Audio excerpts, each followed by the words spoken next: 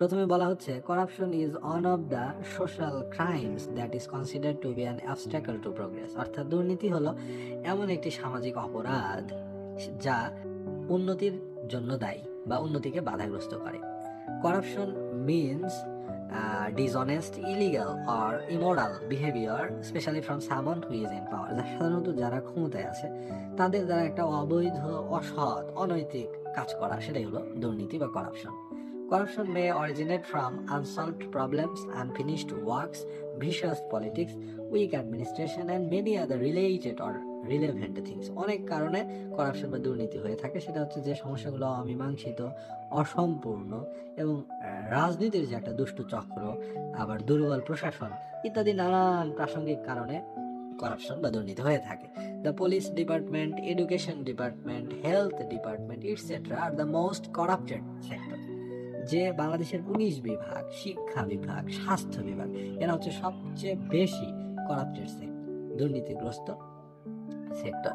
Even the judicial department of the country, which is an independent body, is not free from corruption. অর্থাৎ বাংলাদেশের এমনকি যে বিচার ব্যবস্থা, যেটা কিন্তু একটা স্বাধীন সত্তা, সেটাও দুর্নীতি থেকে রেহাই পায়নি। The foreigners are always against the corruption of the country. দেশের দুর্নীতির বিরুদ্ধে সবসময় বিদেশিরা, তারা কিন্তু এখানে বিনিয়োগ করতেও ভয় পায়, কারণ দুর্নীতি বেশি। It affects hour people very much. এটি আমাদের মানুষদেরও নানাভাবে ভোগায়।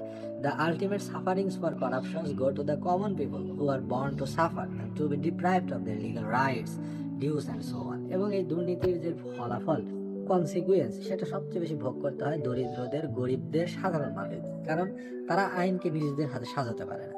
আইন সবসময় শাসিত হয় ধনীদের দ্বারা, আর আইন বানানো হয়েছে গরিবদের, নির্যাতিতদের, দুর্বলদের শাসন করার জন্য। এটা হচ্ছে ধনীদের দ্বারা সৃষ্ট একটা সিস্টেম, যেখানে দরিদ্রদের শাসন করা হবে, আর ধনীরা এটাকেই শাসন করবে।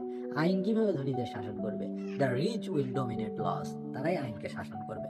অন দ্য আদার হ্যান্ড, অপরপক্ষে, no corrupt person is hanged so far. এ পর্যন্ত কোনো দুর্নীতিবাজ লোককে কিন্তু ফাঁসি দেওয়া হয়নি।